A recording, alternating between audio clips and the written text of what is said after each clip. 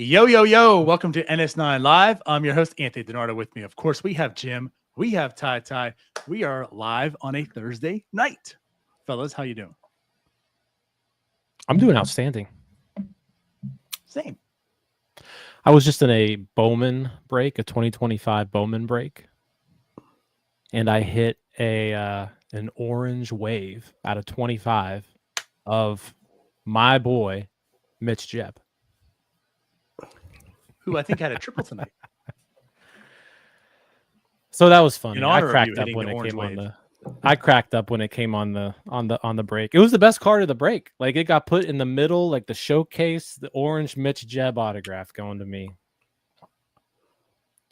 I think they purposely did that. I think they did too.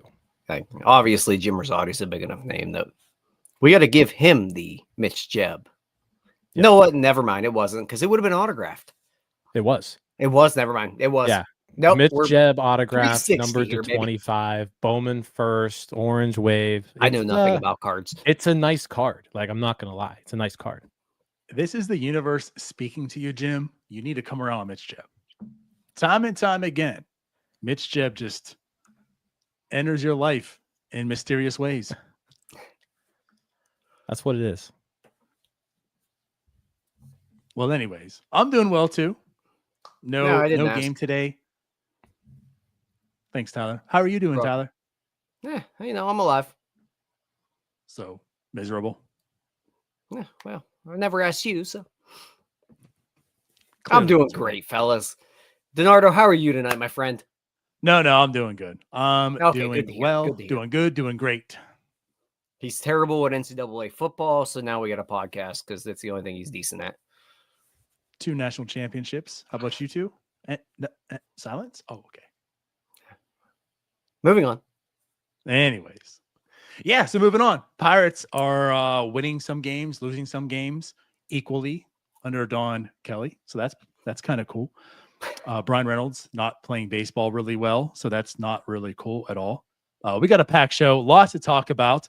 Pirates are making the roster incredibly better by adding some outfielders from St. Louis. So, yeah, a lot to talk about. Before we do, of course, let you know about tonight's show is brought to you by SeatGeek. Whether you're headed to a Pirates game or your favorite concert, SeatGeek makes buying tickets easy. Use promo code NorthShore9 for $20 off your first purchase. That is NorthShore9. One word. Grab the app, get the deal, and don't pay full price like a rookie. So there you go, right there on the bottom of the screen, $20. Get your $20 off SeatGeek tickets. But fellas, if you're going to go to a game or a concert, might as well save $20. Or save it for next week. Tailgate. Maybe next Saturday. Which That's link right. in the description? RSVP. RSVP me. Yeah, go to the tailgate next Saturday, the 24th. We'll be live there doing a tailgate. Well, I guess I'm not really live. We're not doing a podcast, but we will be there live, hosting a tailgate, having fun. Sponsored by Permanente Brothers. We'll have sandwiches there. It'll be a good time. And then, yeah, you go to the game, get $20 off for your tickets. Fellas, the Pirates just played the Mets. They lost the series. But, I mean, hey, they won the series against the Braves. So, again, equilibrium, right? They won one, lost one. All things are okay-ish. Was that the right word? Sure. But no, for real, though. They win one against the Mets. There's been, like, some encouraging things you've been seeing. Some of the same old. One of the same old is this team cannot score more than 4 runs, as demonstrated even the win last night where they won 4-0 against the Mets. 20 straight games of 4 runs or less. What's the takeaway from this Mets series? Jim, start with you. I think it's just a lot of the same.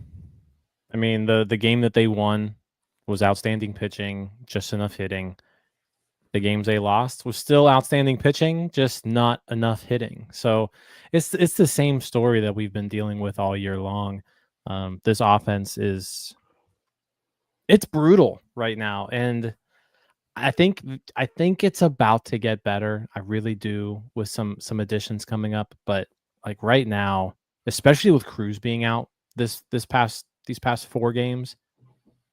Without O'Neal Cruz in that lineup, there just isn't a lot of punch to go around, especially with the way Bryan Reynolds is playing, who we'll talk about quite a bit later in this show. But yeah, I mean, it was just same old Bucks.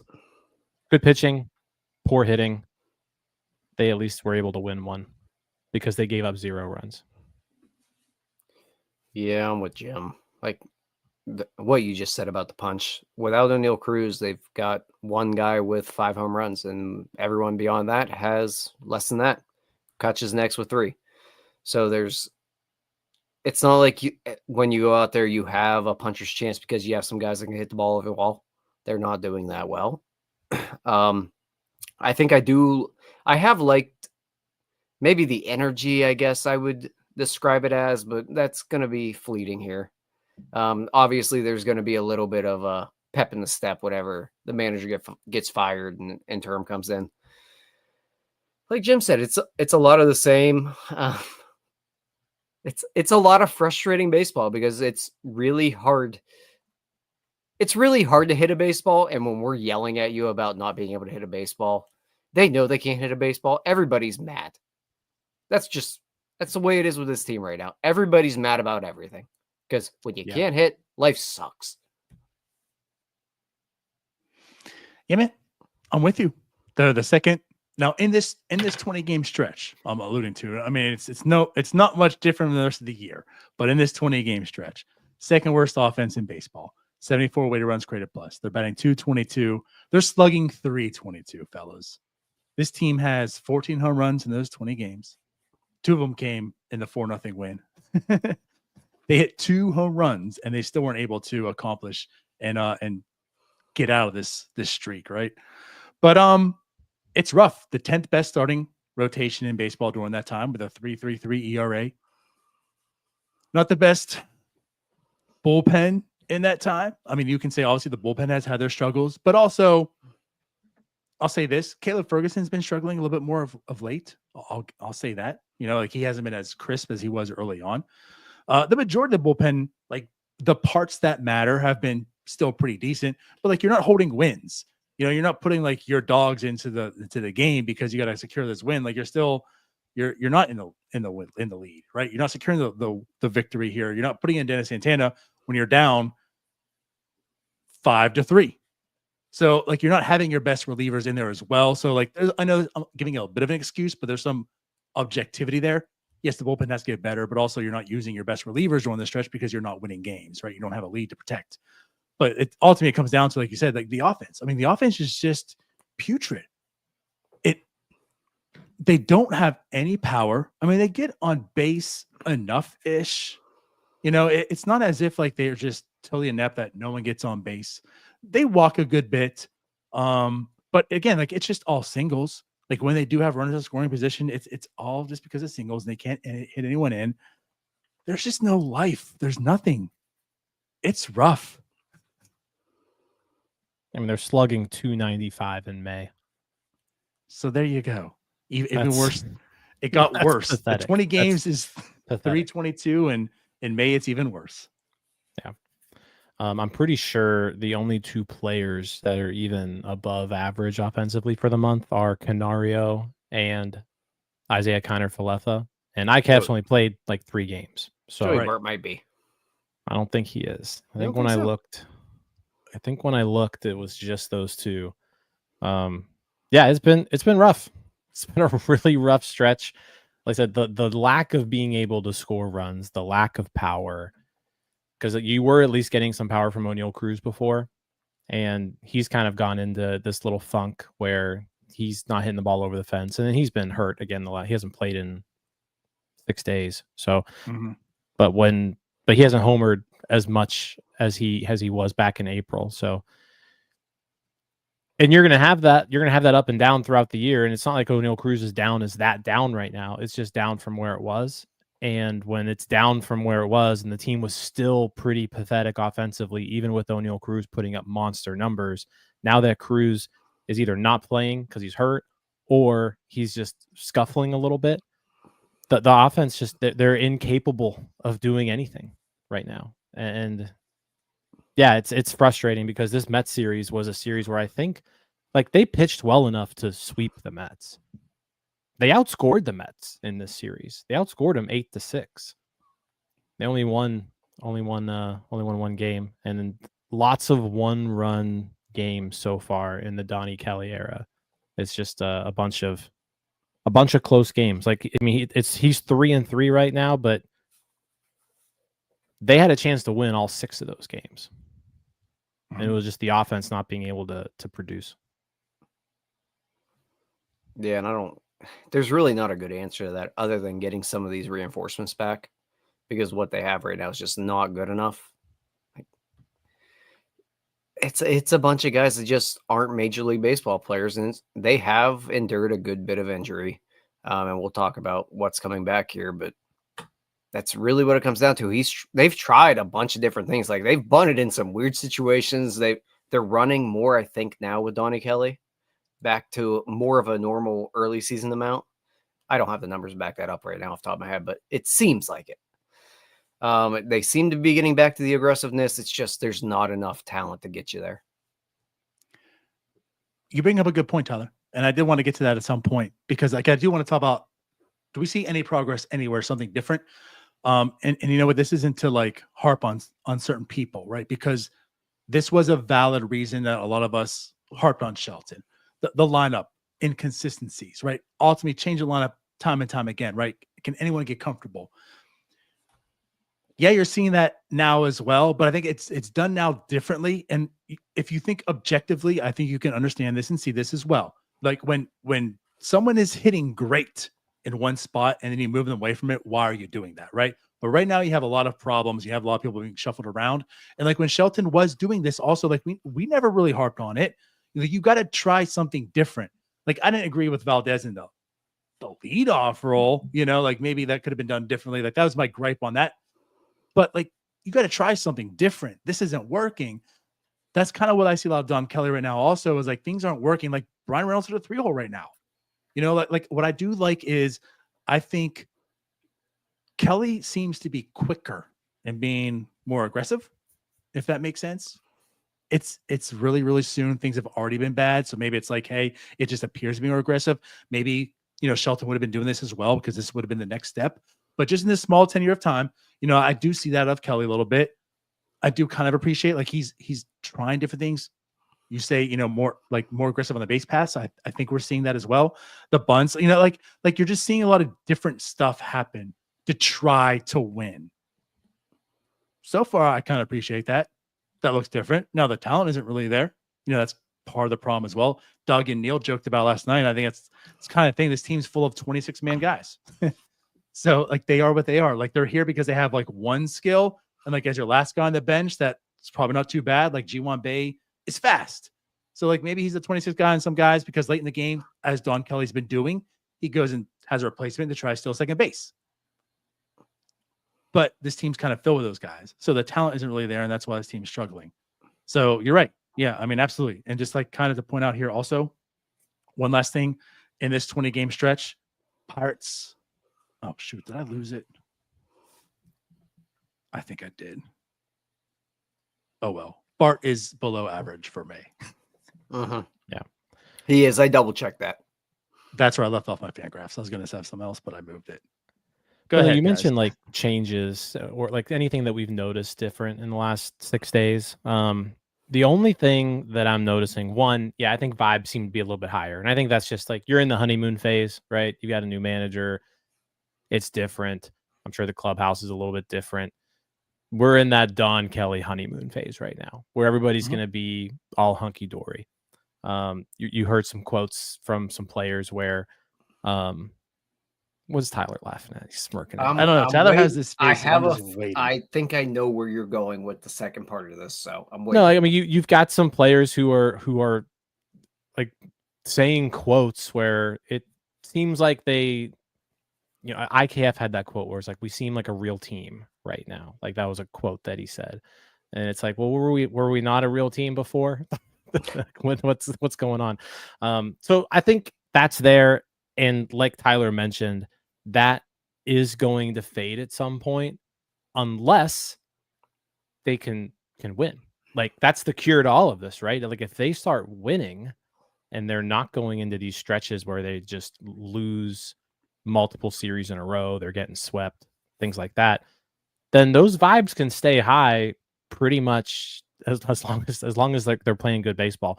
So I'll be curious to see how that keeps going. But the main thing that I've noticed as far as a difference is a lot more bunting. And maybe it's just because it's been all close games, but I'm seeing a lot more sacrifice bunting that's been happening in the last 6 games than before. And I don't know really how I feel about that. Some of them have ended up working, some of them haven't. I'm typically like very much there are only very limited opportunities where you should be bunting. But also like you've got a team where Henry Davis is batting 130 and it's like, is a bunt the worst thing that could happen there? Probably not. But I'm generally not a fan of bunting when you're losing late in the game, and we have seen some of that. So just something to keep an eye on if that continues. I said lots of close games so far, lots of low scoring games. So sometimes you just need to scratch and claw and get that like one run. And they seem to be pushing more towards that in the post Shelton era. That's not where I thought he'd go. Well, I'll say something real quick, then you can go off here, Tyler. You know what happens less often when you bunt? Grounding into double plays, which the Pirates have the second most of during the stretch with 20. So I'm with you, Jim. Like I'm the anti-bunt guy, swing away. But I do believe in some situations. But also, this is kind of like reading the room. It's not working this way. Maybe we just need to do some sacrifice bunting. Maybe we just get down to the basics, start really playing some small ball and see what happens. So that's what I'm going to as well. Like I hate the idea of some of this stuff, but I don't hate the idea right now. Yeah, I'm full on board with bunting in general. But I think what happened the one game was that Rebello got a little bit like, I get to call the shots now. We're going to do what I want to do. That's what it felt like that game where they bunted in some kind of silly situations. But in general, I'm okay with it. I think, like, obviously, me and Jim talked about on the post-game show that there's an organizational failure of being able to do the whole bunting part of this baseball thing. Aside from that, what I thought Jim was going to go to was the one change that has happened is Alexander Canario is in the lineup a lot more.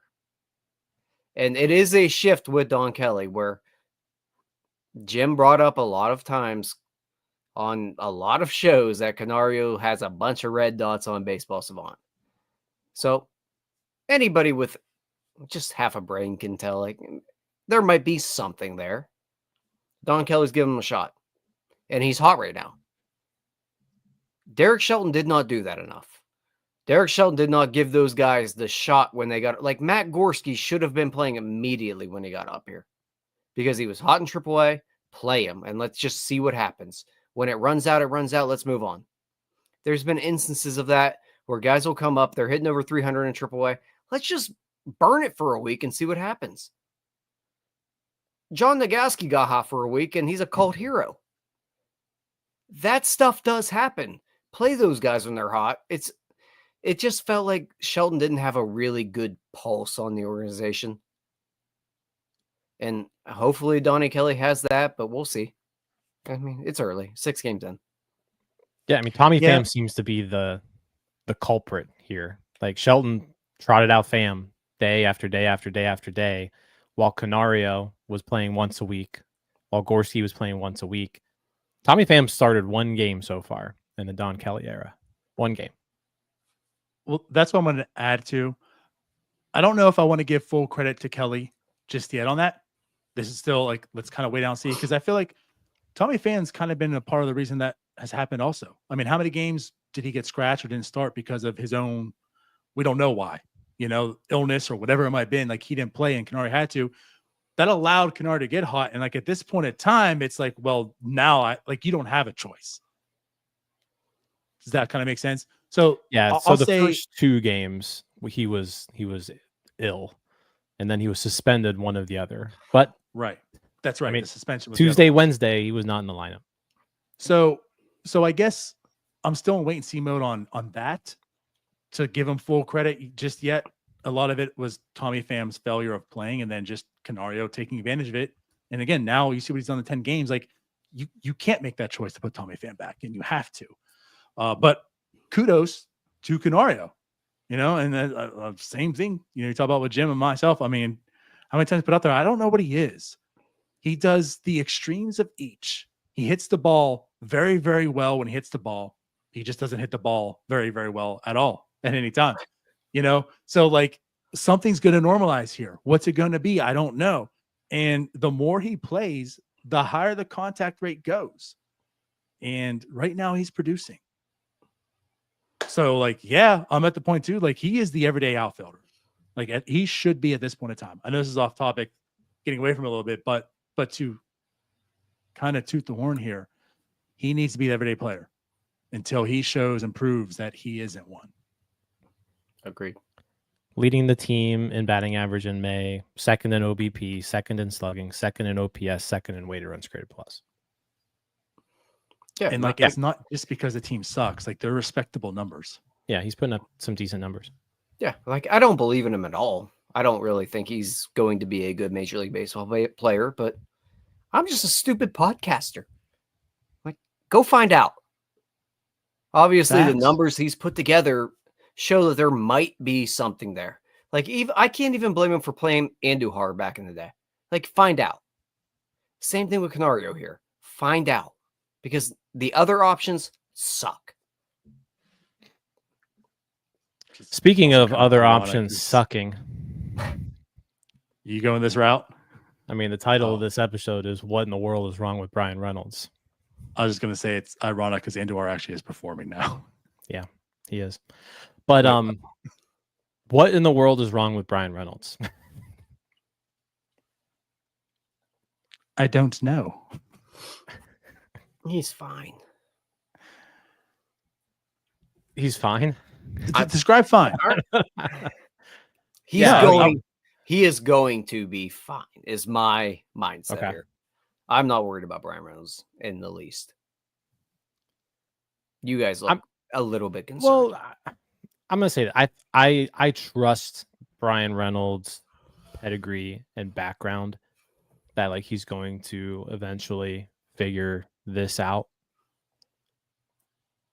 But I've also been saying that for a few weeks now. I thought you were right a couple weeks ago, Tyler, when you said that I think we're going to see the start of like a Bryan Reynolds hot streak, and he did it for like 2 games, and then it was just terrible after that. Like he's in a like a Chris Davis type run right now. I feel like where he's like 2 for his last 50, something to that effect. Like he's like 2 for his last 50, 4 hits in May. Yeah, like it's terrible right now. And I was trying to figure out like what has changed between this year and last year. And I noticed the biggest issue with Bryan Reynolds is he has always crushed fastballs. He crushes them, and he's done it his entire career. This year, he's still hitting those fastballs hard, but he's hitting them into the ground. Like if you look at when I was looking, I was like, what in the hell is wrong here? He's hitting the ball harder this year than he did last year. He's hitting the ball. His barrel rate is better this year than it was last year. It's the best in his career, his barrel rate right now. Like I said, exit velo, his best since 2023. And it's like right up there with the highest in his career. It's well above his career average. But then you look at launch angle, and his launch angle is 40% of his career average. And when I was looking at kind of diving deeper into more batted ball data, he's just flat out topping pitches way, way more than he ever has before. And a lot of that is one, change-ups. He's always been pretty decent with change-ups, and he's hitting change-ups right into the ground right now. And fastballs, he is hitting them hard, But before, he was hitting them hard in the air. Now he's hitting them hard right at infielders. His expected slugging and expected batting average on fastballs is still super high. But when you couple that with a low launch angle, those expected stats are always going to look weird because you're hitting the ball into the dirt where players can field them and get you out, like plain and simple. So like that's what's going on right now. I don't know how to fix that. I'm not a hitting coach. I can't really tell you like what's causing Bryan Reynolds to do this, but like the data shows that it could just be a little tweak, like just a tweak, just maybe seeing things better, getting his timing, maybe his timing is just a little bit off. There's just something out of sync right now that's making him not normal. And there are a lot of signs that point to, if he can just figure out what that is, he's going to be back to normal. Yeah. So that's why I wanted Tyler to like add his perspective, because it's bad. I mean, Bryan Reynolds is the worst player on the Pittsburgh Pirates. Now, he's the worst player in Major League Baseball. Well, there you go. Well, okay. According to FanGraphs WAR, he is the worst player in Major League Baseball. There you have it. You can't have that from your guy. Bryan Reynolds is their guy. You can't have that. But at the same time, he's had a lot of unluckiness. Now, I'm glad you brought that up, Jim, because he is hitting the ball into the dirt a little bit more.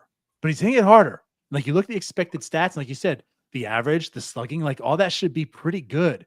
He has a huge discrepancy between his actual numbers and like his expected numbers, which is why, like to Tyler, I feel he's going to come out of it at some point. And I trust him because he is Bryan Reynolds. He's done this for a long time, that he will, but it right now is bad. And we're talking horrible. We're talking, as Jim mentioned, the worst player in baseball bad. We are talking 2024 Jack Sawinski. That speaks. So with that being said, I don't think he's fallen off and Bryan Reynolds has lost it and he's gone. But I do present this to you because it was asked here, like Bridge to Bucktober asks, would you give him the Phillies series off? And like, what's your guys' perspective? Is this something where you want to see Bryan Reynolds continue to play and work through it? Or is this something where, you know what, Bryan, we need you to just get far, far away. Work on what you need to work on. You don't have to worry about a game. Take your focus off it. Just get back down to the basics. Revamp whatever you need to revamp. Let's get you back up here in in 3 or 4 days or whatnot. Not suggesting like an IL stint, but walking away for a little bit. Because at the same time, too, like this could, not that the Pirates are really playing to win so much, but again, he is the worst player. No matter who you're putting in at this point in time, they're probably better than Bryan Reynolds, which again is sad. That's the point. Like that's where we're at in this 2025 Pirates team, that the other guys are going to be better than Bryan Reynolds. So like he's hurting the team at this point in time. So is it best to make him take maybe a series off, do your thing, somehow or other that helps this club out because the worst player in baseball is not on the team, and then go from there? No. Tyler, you want to take that one? No. I'm not. Okay. But I understand. Like, I think we saw back in maybe like 2016, like they gave Kutch a series off when he was down. And yeah, jokes that Kutch back-to-back years in Atlanta. Right. Yeah, it was. Yeah. But yeah, Kutch was down. And I think with Bryan Reynolds, I just want to let him swing his way out of it. I wouldn't be opposed to maybe giving him maybe 2 days off. I'm not giving him a series off. Okay. Because he's too valuable to this team, and what he can do is just far and away above what everyone else on this team can do. Maybe give him a day or two off, but in general, I think it's just Jim kind of stole my thunder on everything with like the expected numbers. Everything's there. I think it's just a timing issue right now. He's not on time with the fastball. He's hitting it hard, and it's literally just a split second that is changing it for him. That's why he's off on everything else. If you're not on time with the fastball, you're not going to be on time with breaking balls. You're not going to be on time with the off speed. Nothing. You're done. Get him on time with the fastball. He's going to be fine. He's not that far away from being on time with it. Maybe give him a day or two off. I think the more concerning part right now is he's just been a freaking nightmare in right field. Really, the last week, it was bad. Yes. At the very least, Jim, I saw the eye roll there. But at the very least, he was really bad for a couple days. Oh, he was awful. Yeah. I'm going to disagree with really any sort of sitting Bryan Reynolds. Okay. I think this is just something he needs to swing his way out of. He just needs to see as many pitches as he can, and he needs to swing himself out of this slump. Now, what I would do is you did see Don Kelly move him from second to third. I think right now, until he starts showing that he can be at least competent at the plate, like I'm moving him down even farther in that lineup, because it does seem like right now he is up multiple times every single game in huge situations, and he's just pounding the ball into the dirt straight to the second baseman or shortstop, or he's rolling over on a changeup, grounding out to the pitcher or the first baseman, or he's striking out. Like his strikeout rate is a problem. Like that is something that's higher this year than it ever has been. I still want to give him at bats, but I would drop him. I would drop him down in that order, like down in that order. And I know it's like options are limited right now with like who you can move into that top half of the lineup. But like right now, I'm saying Bryan Reynolds, you don't need to be the most important part of this offense right now. Just go out there, look at some pitches, do your thing, get better, and then once you figure it out, we'll move you back where you belong. So I'm putting Bryan Reynolds like 8th or 9th in the lineup for the next week. I'm not doing that either until he figures it out. Like I'm moving him down. That way, at least you can just hopefully avoid the situations where every time he's up to bat is this high stress situation. Because right now, I think he's lacking confidence. He looks super frustrated at the plate every single at bat. Put him in the lower third. He's actually getting ejected now. Yeah, put him in the lower third of the order, 7th, 8th, or 9th, and just let him have at bats. And if it's a big one, whatever, but let him just try to have some like low stress at bats for a while. That's how I would.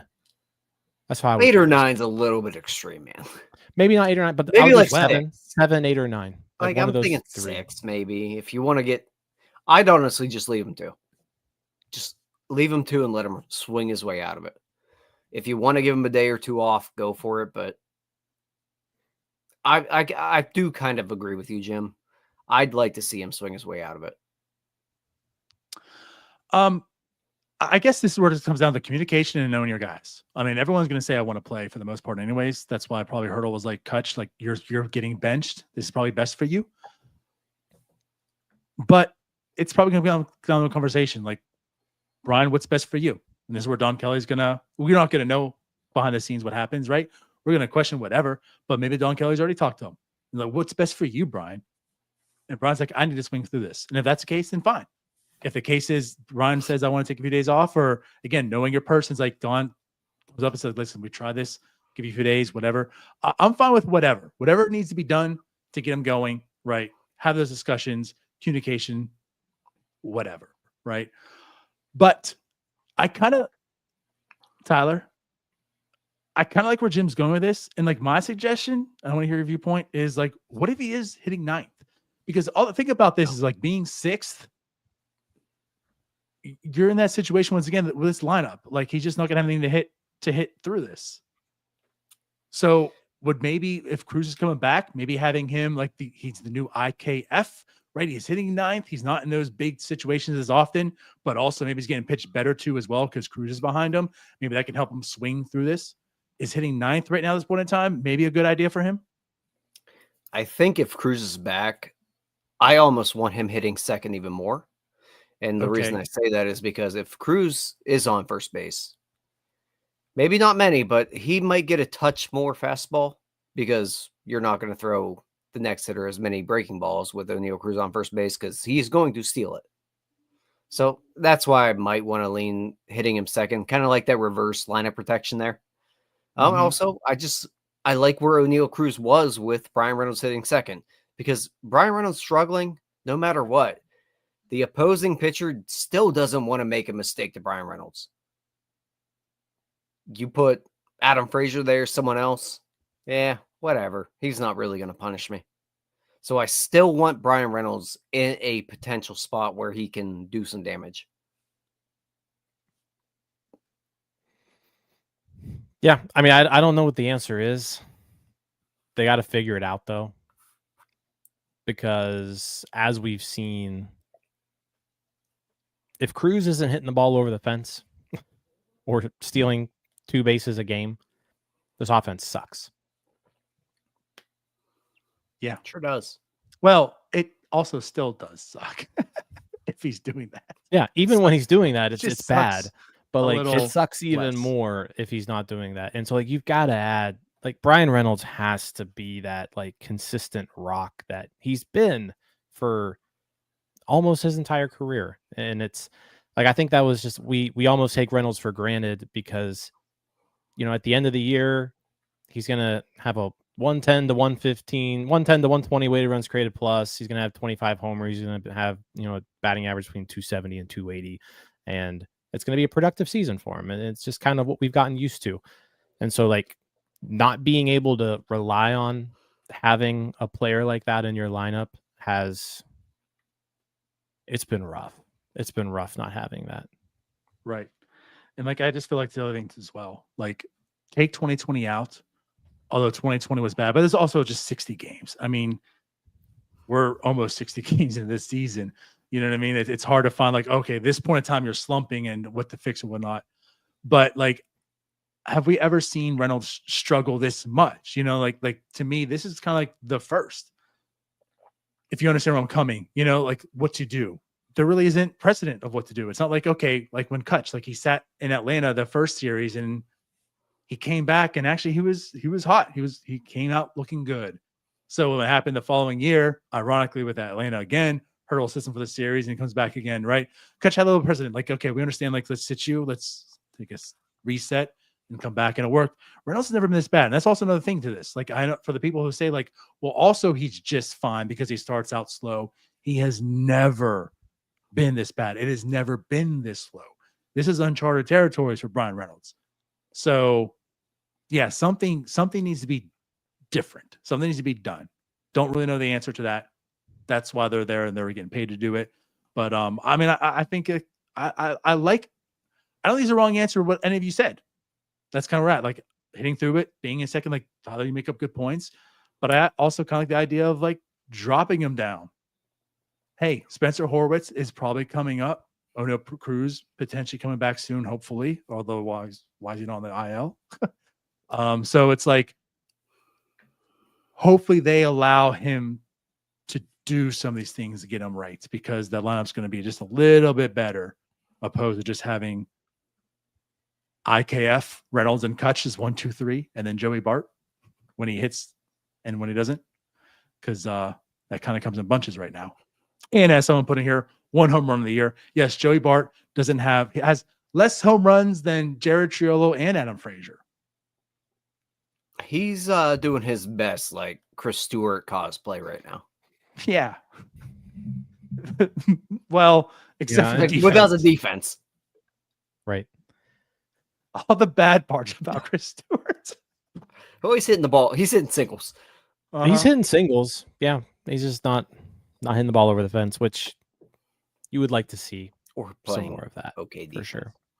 But whatever. But I think I mean, Donato, you bring up a good point. Like, they're going to be in the situation, I would imagine, and we can get to this now. I know we were a little out of order here, but as far as like the reinforcements coming, like Spencer Horwitz has to be activated off the IL by Saturday. So I would imagine he just meets the team in Philly. Like, I know he played today in Indy, but like after that game, just go to Philly. That's my thought. Right. Why wait? Go to Philly. And then, yeah, maybe Horwitz slots into that 2 hole behind Cruz for a bit, or maybe you do Cruz, Kutch, Horwitz just to break up the lefties. However you want to do it, but I think they'll have an opportunity here where they can try to get him right, and then I think dropping him in the order is the way to do it. We're talking about Spencer Horwitz hitting the top 4. I mean, He just yeah. had IKF. I know. But also, like, I mean, like- we are, and if you looked at the way this team was constructed going into the year, Spencer Horwitz was going to be that. Yeah. I mean, he was brought in. It's true. He was probably going to be the leadoff guy. No Pirate on this team had a higher weighted runs created plus last year than Spencer Horwitz. None. And no Yeah. Pirate had a higher projected weighted runs created plus. Sports, yeah. Zips like Spencer Horwitz more than any Pirate offensive player, and last year Horwitz was better than any Pirates offensive player. So, like, you kind of need him, and he's going to be slotted into a prominent role in this lineup. You know what?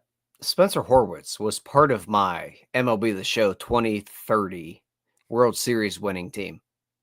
And There you go. I simmed the entire season. Spencer Horwitz played every day against righties. So I'm just letting you know, 2030, it's coming around. Great minds. Yep. But he's almost back. Nick Gonzales is in Indianapolis right now. He hasn't actually been sent on a rehab assignment yet. My guess is Horwitz gets activated and Gonzales starts a rehab. Gonzales plays this weekend in Indy, and then Gonzales is back relatively soon too. So if you can have Gonzales and Horwitz added to this team, it takes at least a little bit of pressure off Reynolds there to be like the only other guy outside Kutch and Cruz and Bart And Canario. I mean, there's a few other, and Canario, yeah. So I think things are gonna be getting better, at least a little bit. Like hopefully this 20, what are we at now? 23 days without scoring 5 runs or more. Hopefully that stops soon. Well, Hopefully does. let me introduce you to the Phillies pitching staff. Right. We'll get to that. But no, I mean, that is true. Like they are what they are, but there are reinforcements coming.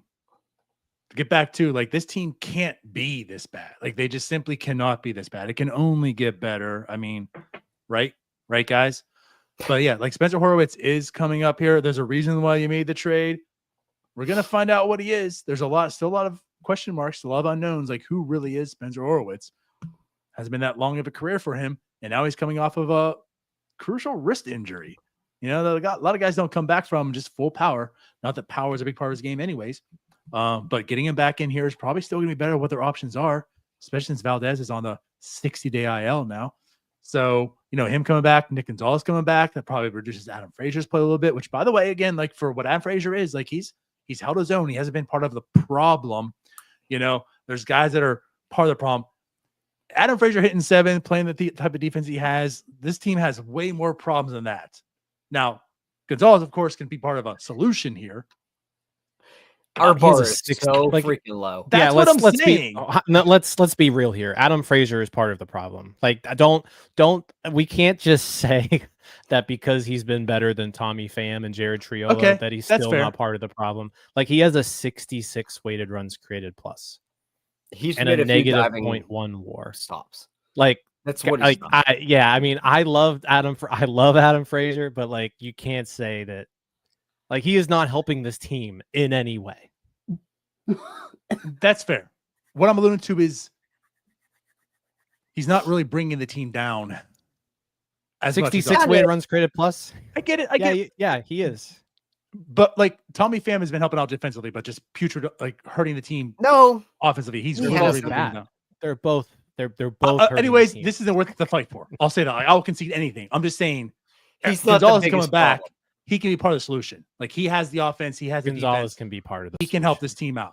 It's so again, like, there are reinforcements coming.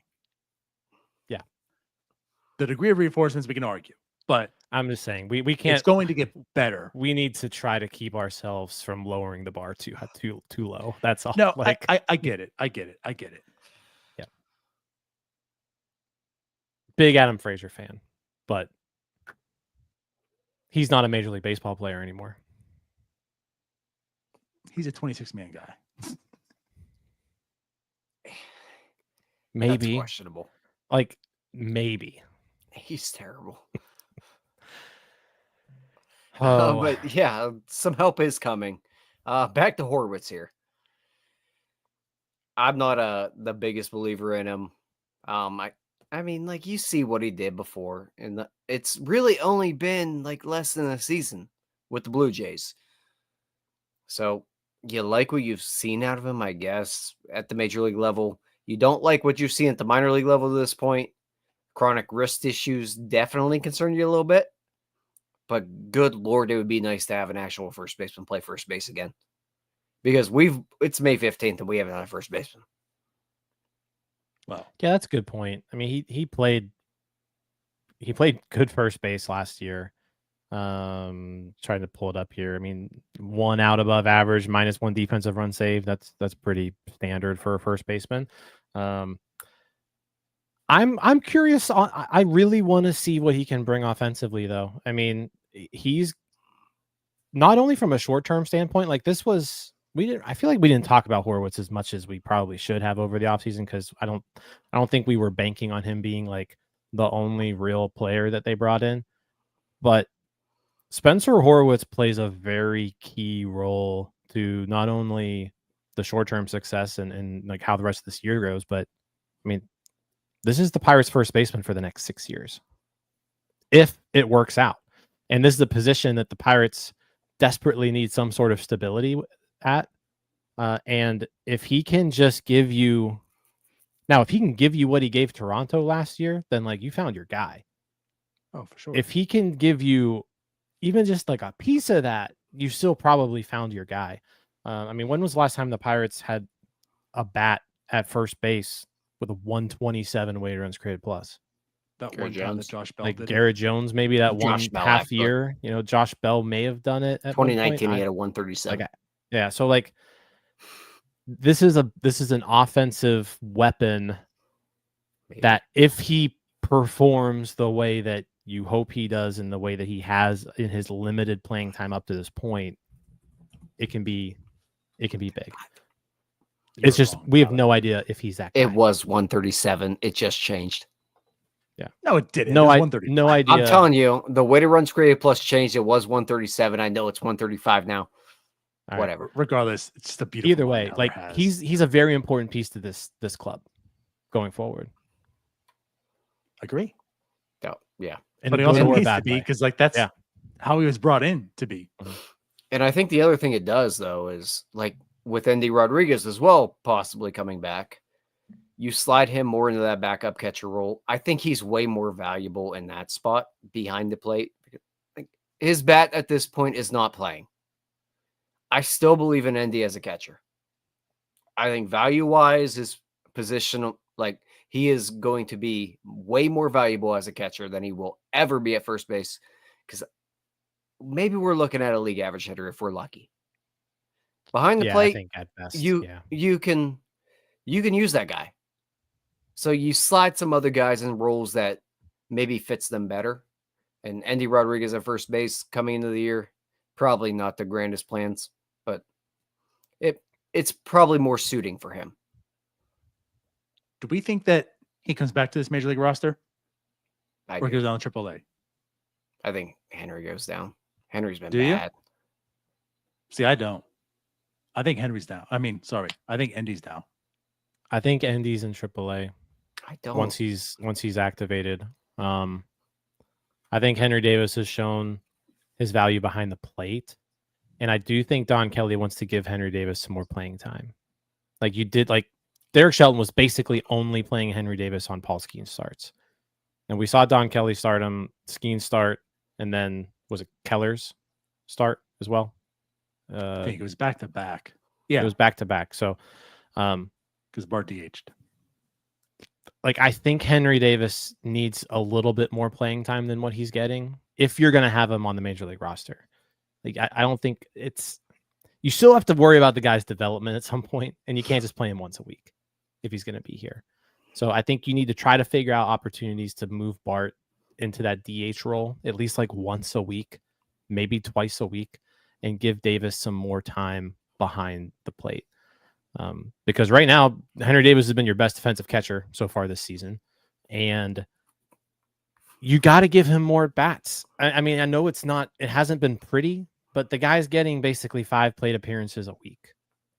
I mean, it's May 15th and he has 42 plate appearances. We've been playing baseball for almost 2 months. He's played 14 games. He has 42 plate appearances. No one's going to get going if that's the case ever. So it's like, you got to play him more. Like, this is your first overall pick from 3 years ago. You can't just let him rot on your bench and give him 4 to 5 plate appearances a week.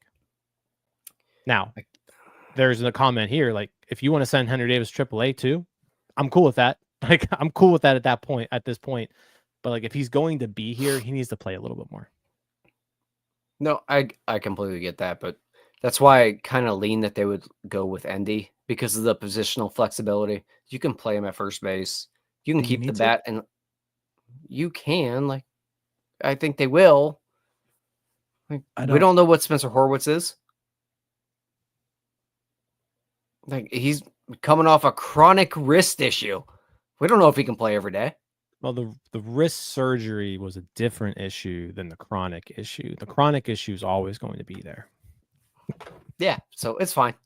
As my camera goes out when I get I'm out of here. How dare But I you question think no, I think you bring a point. Like, Endy definitely brings the position flexibility. Like, if Endy's on the team, do you need to carry both Matt Gorski and G1 Bay? You can probably pick one. Well, I guess that comes down to if Horwitz and Nick Gonzales come up, aren't those the two that are going to be gone?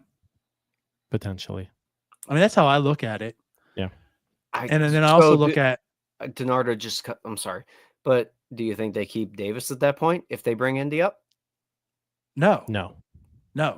Okay, then the two. Am I wrong here? Like you just said, the two they get rid of, or I think it's saying if Horwitz and Gonzales. Oh, I'm sorry. You said Gonzales. My bad.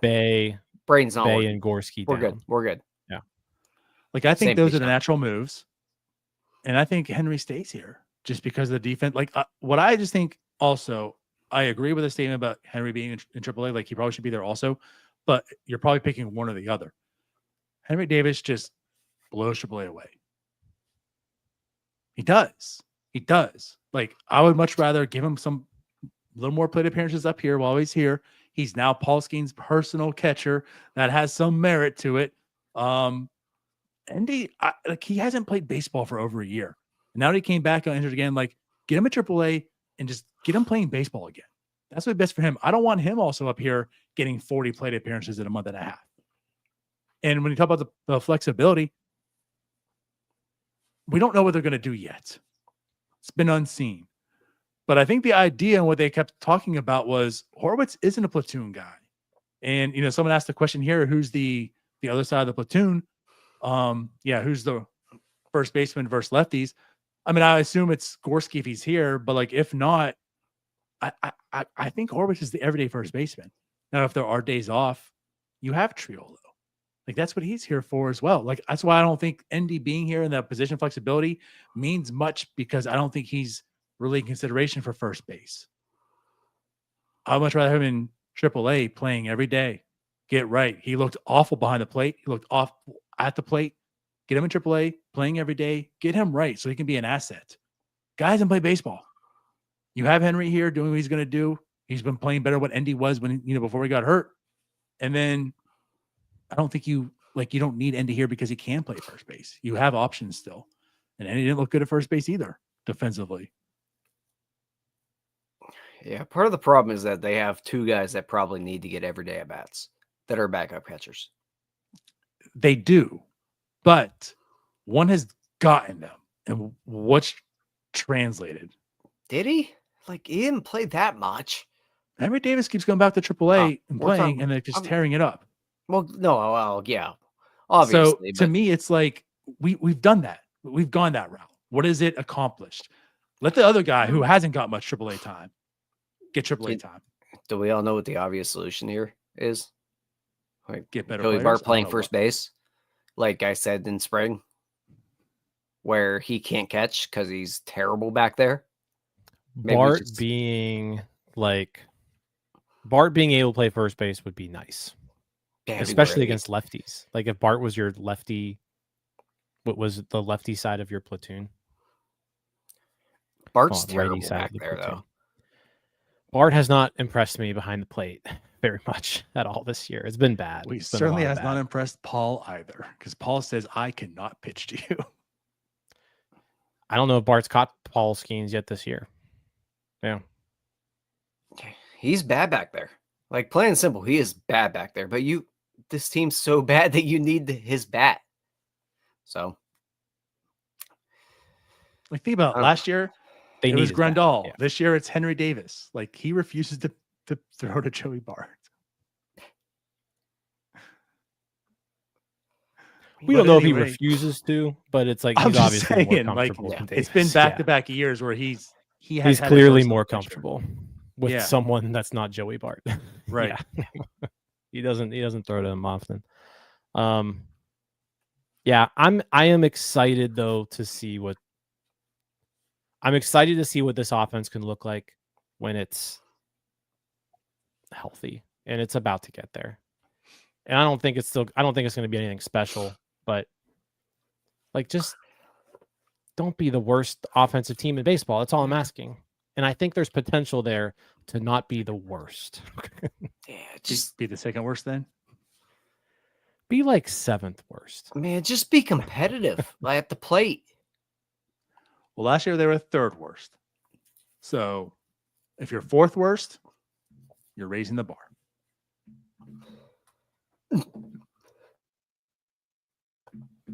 All right. Well, we had a lot of discussion, a lot of talk there. Let's move on. Maybe a little more rapid fire on these next few topics here. But Paul Yeah. Skenes, Team USA. I mean, that's pretty cool. What do you guys think about him heading to the WBC in 2026 for Team USA? Don't get Super hurt. cool. What did Tyler say? Two opposites. Super cool. Don't get hurt. Yeah, I mean, clearly do this and stay healthy, but I mean, it's pretty cool. I'm a fan of the World Baseball Classic. I think it's good for the sport in general. And when you have a tournament like that, you want your best players playing in it. So I still think Paul Skenes is the best pitcher in the world. He's at least top 2 in my opinion. So yeah, I want him pitching for Team USA for sure. Yeah, I'm on the cool side, especially since, I mean, again, it's Paul Skenes. We heard the quote. He wanted to go in the military, kill the bad guys. Well, now do it in terms figuratively on the baseball field. Go out there and represent your country. That's what he wanted to do. You know, got there. I mean, this is just any player. I mean, think about this. You know, it's one thing to be a baseball player. You know, like you've made it. You're in MLB. You've done it. Now you get to represent your country. Damn, that's cool. I mean, for him, for everyone, and then also too, it's just like another way that Paul Skenes, who represents the Pittsburgh Pirates as well. I mean, it is what it is. Gets to showcase, represent, be on the world stage. I mean, it's good for the Pirates also, as long as he doesn't get hurt. So yes, please also don't get hurt. But yeah, damn cool. I mean, those have moments, you know. I mean, again, like think about Ohtani in the World Baseball Classic. I mean, of course, Ohtani and Trout, that was awesome in itself. You're not going to get that Great really moment. experience. One of the But- better moments in baseball over the last 5 years. Yeah. I Yeah. mean, like it is cool. And again, it's like on a national stage. And if Paul Skenes goes out there and just does something remarkable, which he has all the capabilities of doing, that's really cool for him. It's cool for the Pirates organization. It's cool for us as fans. And Team USA wins, it's even cooler. I don't give a damn about the World Baseball Classic. I don't care. Stay healthy. It's cool for you. Go have fun. Don't get hurt. It's literally my mindset with it. It's the same as the hockey Olympics. Like Sidney Crosby, just go have fun. It's fine. But don't get hurt. Yeah, that don't would care. really suck.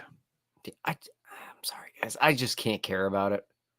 It's not hyped up enough. It doesn't have enough weight to it. It's just boring to me. So Jim, Well, the way you tomorrow, get when we the make way the you code get graph, the I say the way you get hyped up and the weight to it is by adding the best players to the teams, and so That that's is true. Very true. But as of now, I just don't care. so what I'm gonna say is tomorrow for Tyler's quote graphic, can you put Jim will make it up. It's fine. I hate the USA. I don't care. Tyler. Tyler hates his I country. hate the USA. I don't care. Right. Tyler Sweeney. I was rooting for Japan, damn it. There it is. Or was it Japan? Yeah. Yeah. See, I don't even remember what team it was. I don't care. The World Well, it was Baseball Classic Ohtani. bores the shit out of Ohtani and Trout. Yeah. Yeah. No, it's I think it's cool, and I'm hopefully they just continue to get more players. Like I know Juan Soto confirmed that he was playing for the Dominican Republic the other day as well. So keep getting the stars to play in this tournament, and then people like Tyler will start turning around. I will, but for right now, I don't care. So the top 100 MLB Pipeline, it refreshed. Bubba, number 2. Hunter Barco already did slide in the top 100, but he moves up a little bit further on the actual refreshed version. But I want to talk a little bit more about this, sticking with Hunter Barco. I know there's not a whole lot of information. We've seen what he's done so far this year. A lot of talent. And Tyler, I think you've been high on Barco since the draft. I think he's been your guy, right? Love the changeup. So Hunter Barco, a lot of talent coming off the Tommy John, comes in, has a nice season, enters this season and starts off extremely well. Just scoreless in AA, instantly gets promoted to AAA. He gets injured today, guys. Is this significant? Is this a setback for him? Do we know anything? Anyone want to talk and discuss here? I mean, I don't know Didn't look what it's good. gonna be. It didn't necessarily look great. What sucks about it is he's 24, and he's that old already because he already missed a year because of one Tommy John surgery. So I mean, just for those who didn't catch it, Hunter Barco left today's game in the first inning. He was apparently pretty wild and erratic when he was in there, and then he gave up a hit and 3 walks in 4 batters faced, and 5 batters faced. Sorry, there was also so hit, 3 walks. Obviously something was wrong with him the whole game. So that's not great. And then he threw a pitch and it looked like he was shaking his arm. Training team came out, removed him, third of an inning. Not good. If Hunter Barco is out, I mean, I'm no speculating here because we still have no idea what it is, but I think he's a pretty important piece to this team, and his stock was rising fast. Like, he looked so good this year. He looked like the guy that you were hoping to get out of the draft. Like, he was one of the top college arms when you drafted him. He fell to the Pirates when he did because of that first Tommy John surgery. But holy smokes, he looks great right now. The fastball, the velocity's way up. Like Tyler was mentioned, the splitter, changeup, whatever you want to call it. It's a nasty pitch. Good slider, good control. He was showing you everything that you wanted to see out of him this year. And so you really hope that it's not too serious. I guess we'll find something out probably in the next few days. But yeah, not great news for the Buccos. Nope. Yeah, it definitely sucks. Depth with pitching was one of their strong suits, and we talk about the Ashcrafts of the world, Burrow, Chandler, Harrington, some of those guys in there. Barco's, honestly, he's probably up there with the higher upside type of arms with that group. You have your Ashcrafts who has the injury concern. I know Barco does as well, but Harrington as well, you're looking at a bottom of the rotation starter. Barco had the potential, or still has the potential to be one of those top 3 type of role kind of guys, I think. The left side that we've seen go up to 97 this year, like velocity Jim mentioned going up. It sucks. So if you get 2 Tommy Johns, it's really hard to come back from. Like there's a reason Jameson Taillon has been so cheap for the most part, because 2 Tommy Johns are really difficult to get through. At the prospect level, it's super difficult. But go ahead, Denardo. No, I was gonna say, but Jameson Taillon has still carved out a successful, career. He's been doing it, so it's not all doom and gloom if it happens. But like you're 100% correct. One Tommy John, like Tommy John these days, isn't the thing that's just going to kill your career anymore. But it's not pretty after 2. So like you 2's are hard correct. to come back from. I hope it's not worst case scenario in that sense. But again, like it's not if it is going to happen that he's gone as a prospect. It's done. There's still a possibility. There's a little chance, but it just hurts too because like he's really broken out this year. He's someone that got you excited. And let's go back to the prospect show. We had Eric Longenhagen on from Fangraphs, right? Why Barco Harrington talked to us. And he's like, guys, he is what he is. There's nothing wrong with him. He can help you out. He's gonna be a back end starter. He's gonna be a major leaguer. He's fine. But Barco's talented. Barco's interesting. Barco has all this stuff. And he comes out this season and starts showing exactly what Eric talked about and why, he favored him a bunch against, other guys in this organization.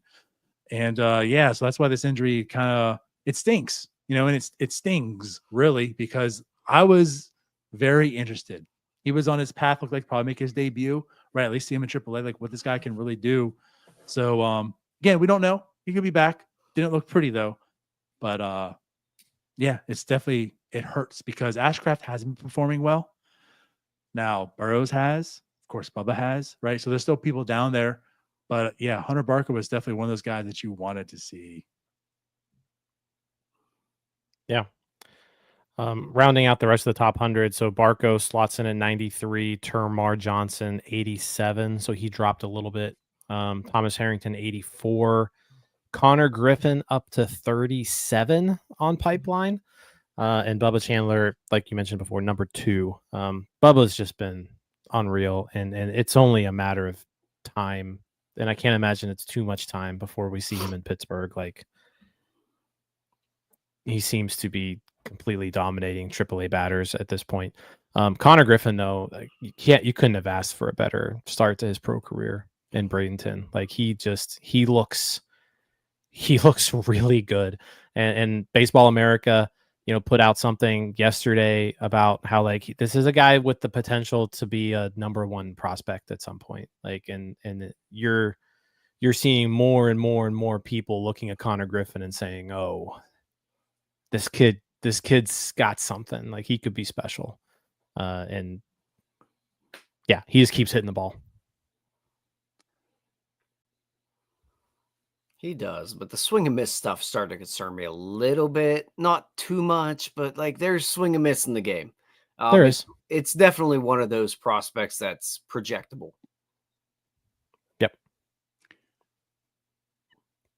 I agree, guess definitely striking out more than you'd want. If there's a knock, I'm not totally concerned as of yet. He's still young, right? He's gonna like you're still some adjustments, but tonight 4 for 5, like another 4-hit game, no strikeouts tonight. So that swing and miss is coming down a little bit after today's game.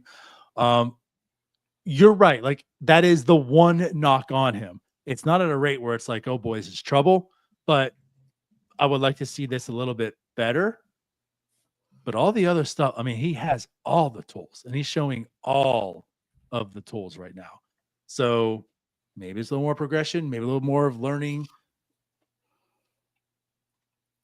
I'm excited for this kid. I'm more excited about him than I was with Tamar, than I was with Nick Gonzales. Like probably every prospect outside of Skenes, like even Henry Davis, because we thought, we knew they had limitations. We thought he was going to hit. Ironically, he turned into a defensive catcher, but like he had his limitations. With Connor. Like, God, he's got everything, and he's showing it so far. He's got a 912 OPS. He does have everything. Like he's talented as hell. Can't strike out 28% of the time in low A. And I know I'm still calling it low A, but you can't strike Yeah, and out I 50% of the time. Yeah, and I think that's why, like, I think he's going to spend some time there. But I know a lot of people are clamoring, like, promote, promote, promote, promote. There's no, like, there's no rush here. Like, he'll move as fast as he can move. I mean, when he's ready for Major League Baseball, he'll be ready for Major League Baseball. But I think he's probably in Bradenton maybe through June. And then I'd like to see him get, a solid 2.5 months in Greensboro to end the year. Which will be fun to watch what kind of numbers he can put up there. But there are still some things to work on in Bradenton, and so I think let's just have fun watching him. He's clearly incredibly talented, and he seems to be getting better. Like that strikeout rate, if you remember, like that first week of the year, it was like sky high. I think that's still maybe throwing things off a little bit, because as of late, like he's just. I feel like you're watching Connor Griffin highlights on Twitter every night now. It's like a nightly theme. He looks good. He looks good. He's still a really, really, really long way away. So, everybody who's saying call him up, he can't be any worse. Yeah, let's pump the brakes there. He's 19 years old. He just turned 19. Right. He's never faced any pitcher that's like over the age of 20. So like, let's calm down a bit. But nah, he's I think he's going to be somebody who moves through this system pretty quickly if he keeps looking like this. Yeah, I just want to throw something out there. And again, this doesn't count tonight, which it will go down even further. But I mean, since April 13th, 25.7% K rate. Go to April 6th, 25.6. So it pretty much was, like you said, Jim, like that first week he came was really bad. You still saw the tools, but he was striking out like every other at bat, it seemed. 25%, Tyler? Like, yeah, I mean, like you can live with that. So if you're at the single A level, striking out 25% of the time, I'm definitely still concerned. Yeah. But I mean, it's the tools. That's what it is. Like, and these prospect sites normally are correct on this type of stuff. Just, I have some concerns with him. You can't swing and miss like he does. It's all fair. Yeah, it's all fair. But I'll just say, though, is we knew he was going to be a project also. It's kind of one of the reasons why a lot of people didn't want the Pirates to draft him, because they're not known for the development. He's going to be a project. So that's it. That's it right there. You nailed it. You're good. Okay. But even like with that said, I was never expecting this from Connor Griffin at this point in time. Like I'm to say a phrase Eric loves to say, I'm super duper excited about Connor Griffin at this point in time, because he's showing me stuff that it's like, okay, this is why you drafted him. Now, if you can work through it, and Eric even pointed out some of the swing changes he had and how the contact rate got better with that. Contact rate does look, for what you knew about him, again, it's worrisome, but it's also not in a scenario where it's like, oh boy, this is bad. These numbers are kind of empty because he has the tools. There's still something there for sure. For sure. Yep. But yeah, you bring in the major leagues, he's striking out 50% of the time. Chill, everybody. Yeah. Cool. Well, then, do we want to wrap this up and talk just quickly about this upcoming series? Oof, we've already been talking a long time. Well, yeah. Bryan Reynolds could swing a baseball bat better. We wouldn't have to. Yeah, Phillies in Philly. This is MLB is saying this weekend is rivalry weekend. You guys, I don't know if you caught that. Like there's commercials, there's graphics, there's banners, and like stupid. They've got like Bryce Harper standing across Paul Skenes. Like this is rivalry weekend, you guys. The Pirates Phillies rivalry that's been so important to baseball over the course of our lifetimes. Ranger Suarez, Zach Wheeler, Christopher Sanchez are the starting pitchers that we're facing. Zach Wheeler is good. I don't know if it's possible to have even like a better year than Zach Wheeler's had over the last like 4 or 5 years, but like he might be. Like this might be like the best Zach Wheeler year ever. It's up there. Christopher Sanchez is also nasty, having a great year. That Sanchez Skenes start should be fun. That'll be fun. Yeah, their best shots to get at Ranger Suarez, and even he's just underperformed. So Yeah, it could be a rough weekend. yeah, and I mean Suarez was out too, so he's only pitched in 2 games so far. Yeah. But Yeah. they haven't. Yeah, I mean he's been striking people out and Yeah. and He's stuff. been good, but like, yeah. He's doing Ranger Suarez stuff, which is good. It's gonna be fun. Well, Paul Skenes pitches on Sunday, so we know that's a loss. As sad as it is, but again, like all jokes aside, like the Pirates, they find a way to lose when Paul Skenes pitches. I don't understand, but you would think, of course, like that's a matchup.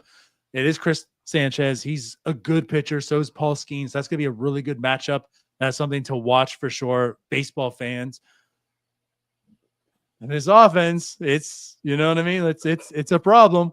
So not only does Paul Skenes have to shut down the Phillies offense and outperform and pitch better than Sanchez, like this team needs to perform as well. But like, yeah, like Majinski's gonna pitch. And Andrew Heaney's been solid as well. Like that's an opportunity. I mean, Ranger hasn't put up the numbers. It's just 2 starts. He's still Ranger Suarez. He's good. But hey, if Andrew Heaney can come out and give us the really, really good version of Andrew Heaney that we've seen, there's an opportunity against Ranger Suarez.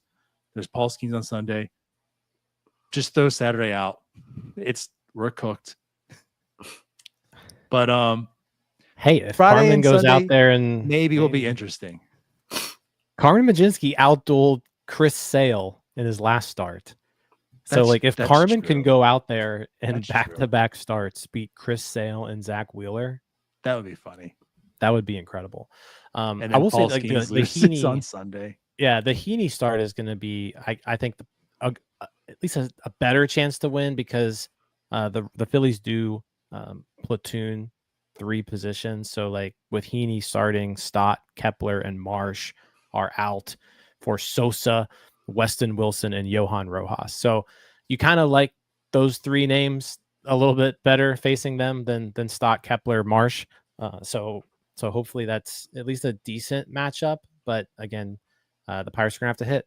Like they're going to have to hit, and it's going to be a tough series to wake up and hit against because this Phillies pitching staff is pretty good. The bullpen's not great. They've got, decent arms in the very back of that bullpen, but the middle relief guys, if you can get to the deep part of the Phillies bullpen, then maybe you can make some magic happen. But yeah, this is going to be a tough one.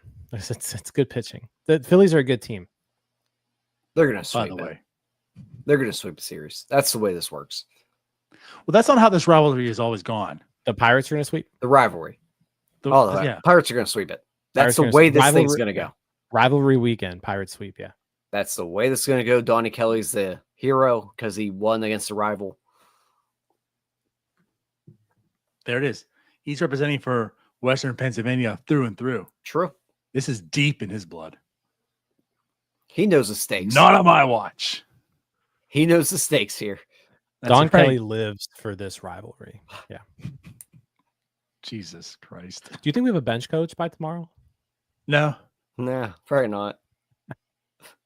Too much focus I'll be on how to coach. I could do it. I'll win this rivalry. I think I could do it. I feel like I could do it. Those post-game shows would be sweet. Joining us as bench coach, Tyler Sweeney. Nailed it. Tyler, comes Tyler, what did you see out there today? We suck. No, I was going to say. Loser. You're all a bunch of losers. That's what's missing. We need Tyler as the bench coach. Maybe that's it. Tyler came in and gave that speech. Like we weren't aware. Turn it around. That's what it takes. Tyler would go. Yeah, you know what? I'm with Tyler. We're sweeping the Phillies. We're sweeping them. It's over. Donnie Ball takes the world by storm. 3-6, actually. Sammy's giving out this weekend. No, that's not how it works. 12. 12. Yeah. Math ain't math. That was Philly math. But I'll go with 1. They win 1. And I'll be grateful that they won 1. I have post games on Friday and Sunday, so my chances are better because it's not the Saturday game where we're cooked. Well. So I'm going with 1, either Friday or Sunday. It's Friday. They're winning tomorrow. They got a shot. Sure. Let's do it. Why not All right. us? Why not us? And Don't if let you're the Pirates heading get across hot. state, They'll go on a Twins run right here. if you're heading across state to go to the game, buy your tickets from SeatGeek. Use promo code North Shore 9. Get $20 off. Friday, Doug. Oh no, Neil will be there, and Sunday Doug will be there. Friday, tomorrow is Zach Wheeler bobblehead night. There you go, $20 off. Can't beat it. Can't beat it. Sure can. And then you get to throw eggs at Neil. Highly recommended, by the way. Eggs are expensive, Denardo. You're saving $20 on SeatGeek. You can afford the eggs now. I guess that's true. Spend your $20 on eggs. An egg. I meal. shouldn't say that. I felt Paul's the type that would drive to Philly just to egg Neil. He would. That's true. Paul's gonna do it. Paul, don't egg Neil, please. Hey, before we All get right. out of here, do we want to give everybody an update on the Bucco Bricks situation? Oh yeah, go ahead. Because this is a story that we've obviously not gotten enough of. It's the story that'll never end. But just real quick, there was an independent investigation on behalf of the Pittsburgh Sports and Exhibition Authority about this. And the quote from the report: rather than being treated as construction debris, careful steps were taken and project funds were expended to salvage and preserve the Bucco Bricks, either for reinstallation or for a return of them to the fans who had purchased them. The Pirates rejected both of those options and opted instead to discard them. We don't do that out here. There you go. Bucco Bricks update. I know everybody wanted a Bucco Brick update. Well, there you have it. So on that note, we will get out of here. We love you all. We appreciate y'all. If you love us, don't know why, but if you do, you can go ahead and join our memberships right here on YouTube. 99 cents gets you all the emojis. We have our Patreon link if you want to support even further. $4.99. We give away some cool stuff. We gave away actually a Mitch Keller Futures game autograph baseball, some merch, and 2 tickets to upcoming games. So yeah, cool stuff there. Like, subscribe. Go ahead, RSVP so we can see you on Saturday, the 24th, Bucco game. And we'll be back tomorrow to watch the Andrew Heaney victory for the post-game show. All right. Hell yeah. We out of here. Rivalry weekend, baby. Let's do it. Bye-bye. Peace out, Scouts. See you guys. All right, that wraps up this episode of North Shore 9. Thanks so much for tuning in. Whether you're listening on the podcast or catching us on YouTube, if you enjoyed the show, please give this video a thumbs up and don't forget to hit that subscribe button if you haven't already. It really helps us grow. And if you're listening on the podcast, a quick review goes a long way in helping others find the show. Plus, be sure to tell a friend about us. There's always room for more here in the NS9 community. And for those looking to support us a little more, consider joining our Patreon, become an MVP member, and get exclusive perks while helping us continue to bring you more of the Pirates content you love. Thanks again for all your support, and let's go Bucks.